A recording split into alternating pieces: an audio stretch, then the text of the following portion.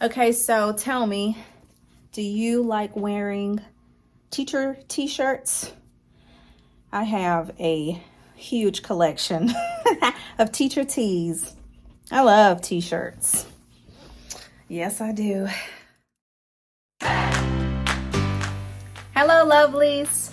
Welcome to my channel. If you are returning, welcome back, and thank you for returning.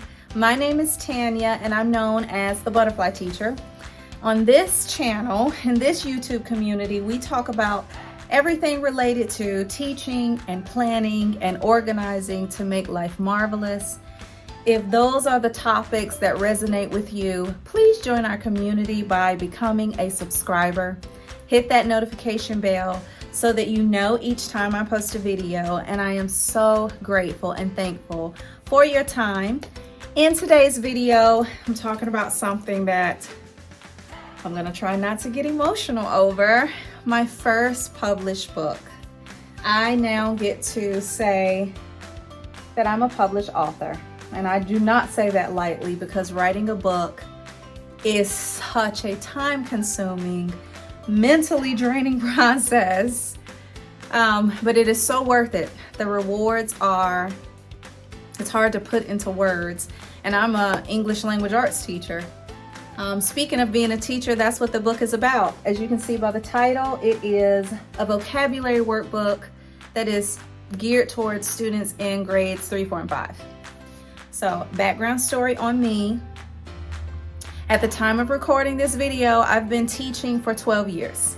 I have a bachelor's degree in English, master's degree in education, and my teaching certification is in 4th through 8th grade English language arts.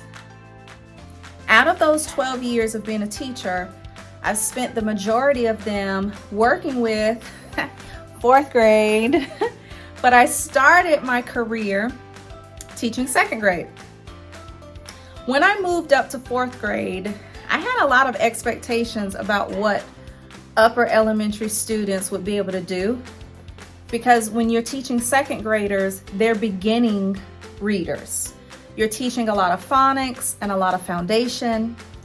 With 3rd, 4th, and 5th grade and students and up, their reading comprehension, you expect it to be more advanced, a little bit more advanced than 2nd grade for sure. And I started to notice as a 4th grade teacher, a lot of deficiencies with my students.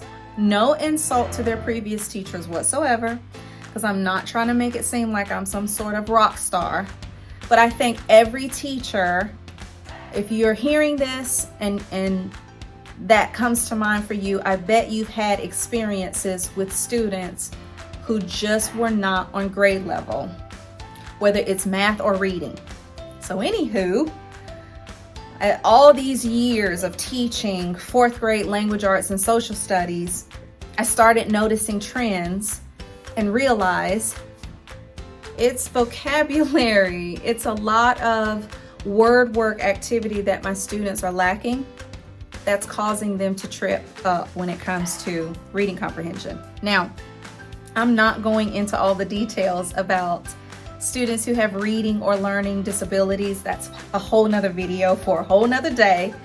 For this video, I want to tell you why I wrote this book, who this book is for, and I also want to go over what it's like becoming a published author. For this book, I worked with a publishing company called Rockridge Press. They are also known as Callisto Media. This is like a partner sister company that works together. If you've ever been contacted by them or heard of them, you're curious, what is it like writing a book with Callisto Media? What is it like writing a book, period? What does it take to become a published author? How do I write a book? How do I make money writing a book? If any of those questions have ever come to mind, stay tuned to the end of the video, because that's what I'm going to talk about after I introduce my new baby. By the way, I just got to point this out. My favorite color is red, so I'm super excited that they made the book red. And if you head over to my website, thebutterflyteacher.com, my colors are red, blue, and yellow. Primary colors I'm all about. Can you tell I'm an elementary school teacher? All right, so I'm back. So let me walk you through some of the features of this book. As I stated already, it's for 3rd, 4th, and 5th graders, and they should be able to complete most of the exercises in this book without needing to be taught. So this is enrichment, extra practice, excellent for homework, excellent for like summertime work. If you want to make sure that your students or your kids are keeping up with their English language arts, this is an excellent book for them in the summertime. And I know I'm biased because I wrote the book, but remember, I am a certified educator and I have seen this year after year after year with my students.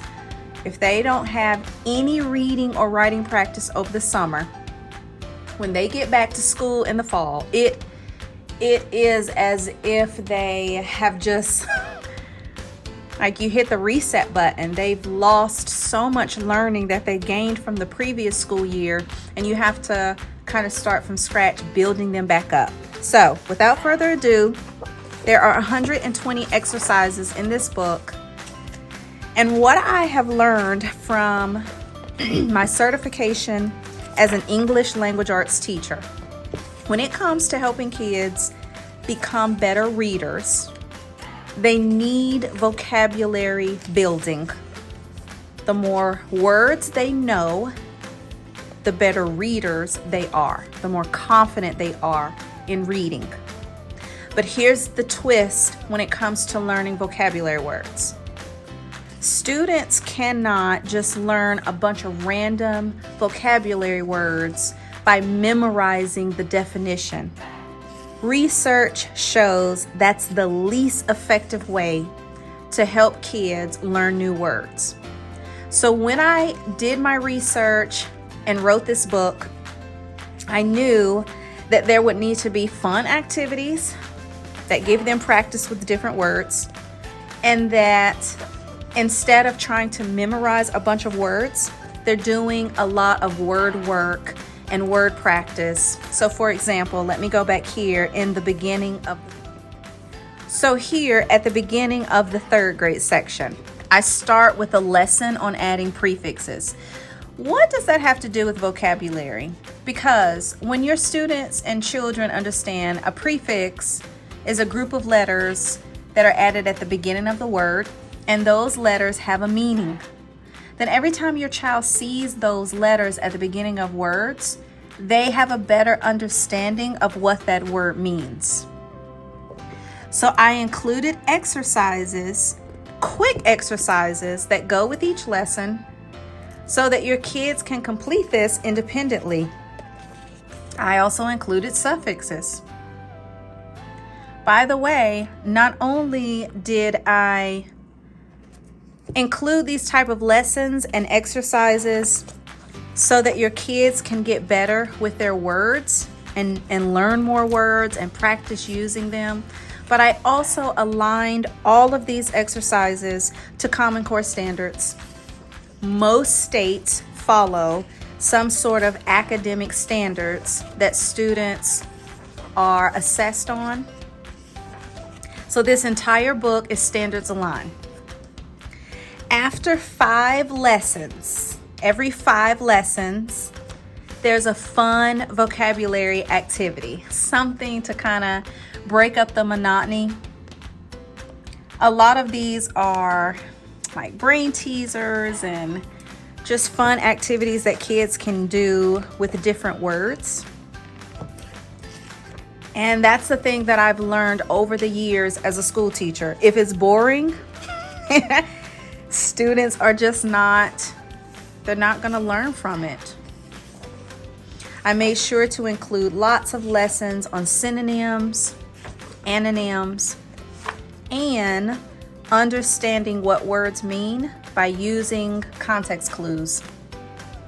That is a huge lesson for 3rd, 4th, and 5th graders to master using the other words in the sentence, in the paragraph, so that they understand, okay, I don't know what this word means, but I do know what these 3 words mean, and now I'm gonna kind of read between the lines to figure it out.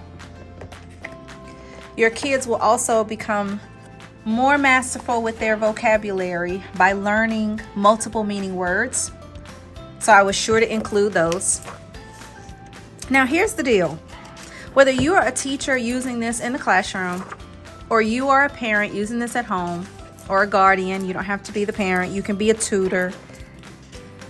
Your kids, they don't have to go step by step. I didn't want to write and design this book so that they have to do this lesson first, they have to do this one second, on and on. I wrote this so that they could hop around and grab what they need. You might have a child in the 4th grade who needs some extra practice going back with some of these 3rd grade lessons. That's perfectly okay. That is fine. They can go back and review. You might have a 4th grader that needs to move ahead. So it's color coded, as you can see. 3rd grade lessons are in red, 4th grade lessons are in blue, 5th grade lessons are in green. So you might have a 4th grader that needs a little more challenge. They can skip ahead to some of the 5th grade lessons. Again, that is perfectly okay. As a teacher in the classroom, I saw it all the time. I would have 27 students in a classroom. Not all 27 of those kids were on the same level. So you may need something like this. Your 3rd grader might be on a 5th grade level when it comes to certain vocabulary words. So here are some example fun lessons in the 5th grade lesson, the 5th grade section, excuse me.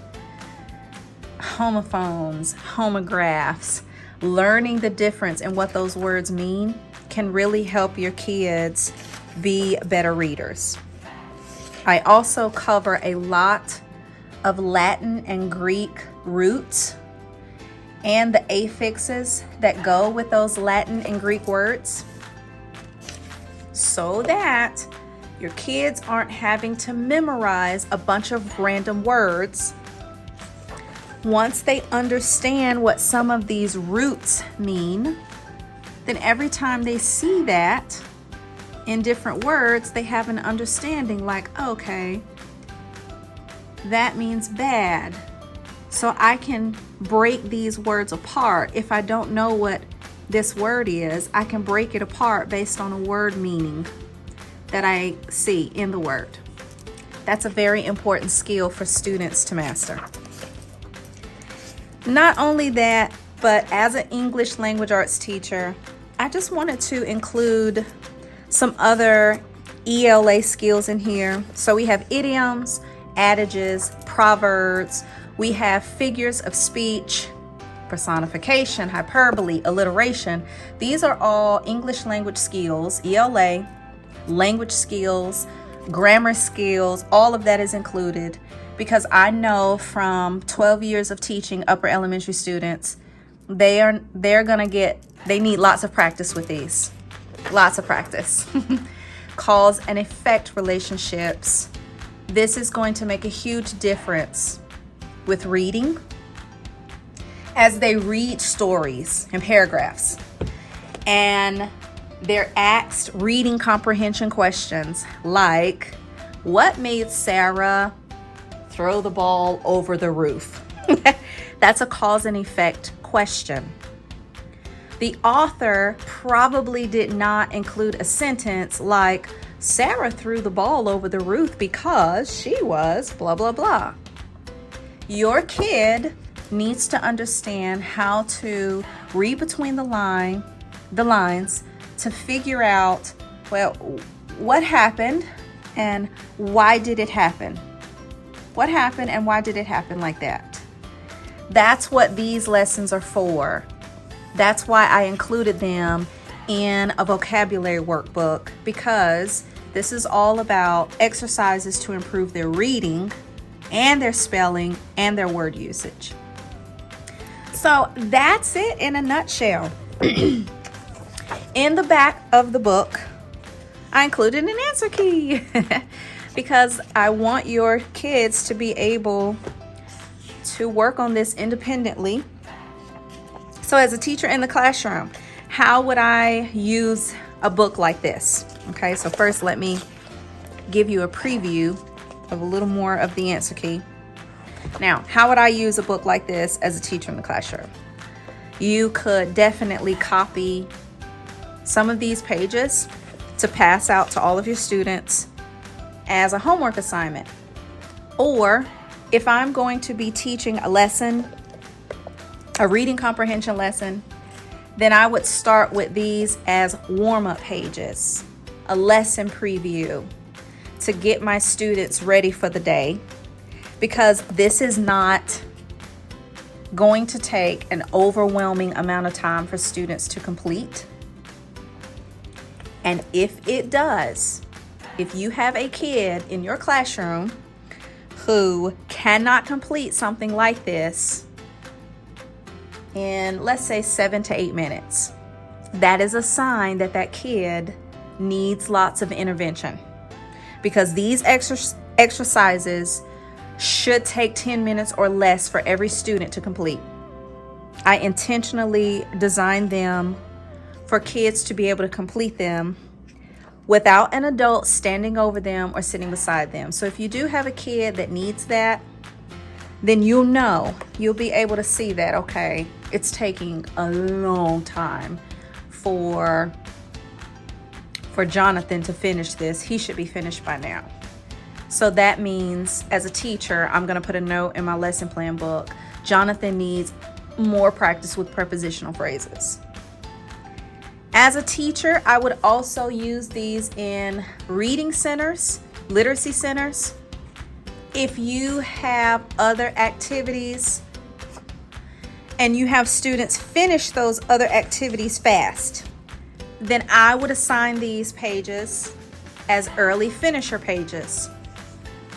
But if you're a homeschooling parent and you want to use these, or if you're a tutor outside the classroom and you want to use these, same thing. I will copy and paste the lesson and exercises that that kid needs and just have them focus on that part. If you're a tutor using this book, you don't even have to copy and paste this. You can just use this book if you would like as a part of your tutoring.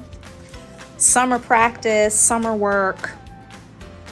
I just wanted to make a book that would meet the needs of kids in upper elementary that need that extra practice and extra push with their grammar and their reading and their spelling and their vocabulary, because that's my passion, that's my jam. I love English language arts and I love helping kids fall in love with reading. I have the link for this book in the description box below so that you can check it out. And of course, let me know in the comments if you have questions. I could talk about teaching ELA to grades 3, 4, and 5 all day long. In fact, I have so many blog posts that cover how to make vocabulary teaching fun. So grab the book. Let me know in the comments below what you think. If you have questions, I'm so happy to help. And thank you so much for hanging out with me today to talk about my new book.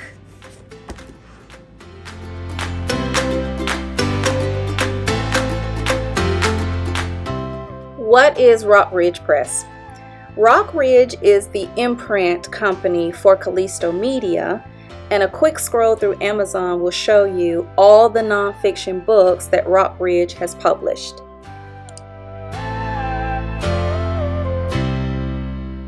Callisto Media is actually a data and technology company, so they do a lot of analyzing, looking at point of sale information.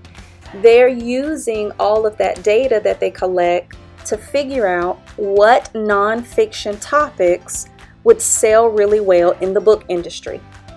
This is one of the top reasons why they do not accept topic ideas from authors, so you cannot send a proposal to them. Based on their research, they will figure out the topics that sell well, and then they match those topics with authors who have that expertise.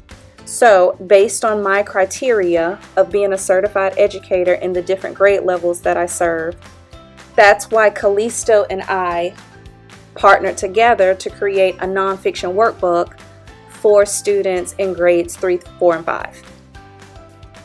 How much money does Callisto Media pay?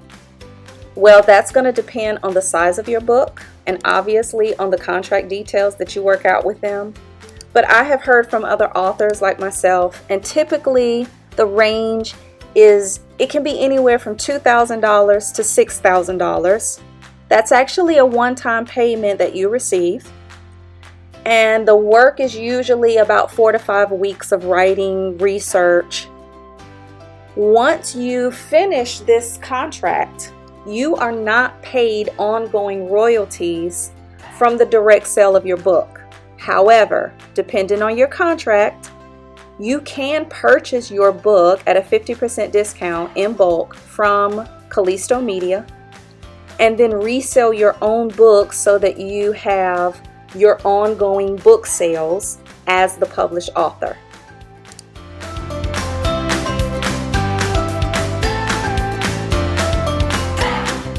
The other important thing to keep in mind if you're thinking about writing with Callisto Media is that you also have to participate with them in the marketing process of your book.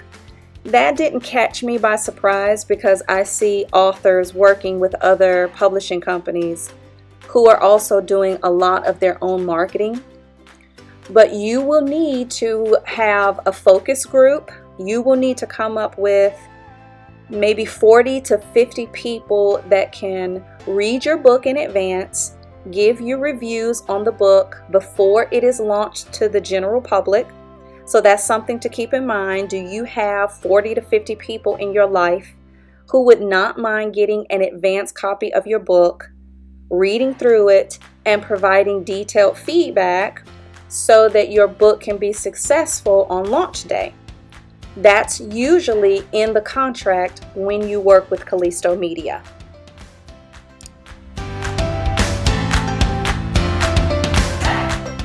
So those are some general tips, things to keep in mind if you are thinking about working with Callisto Media, aka Rockbridge Press.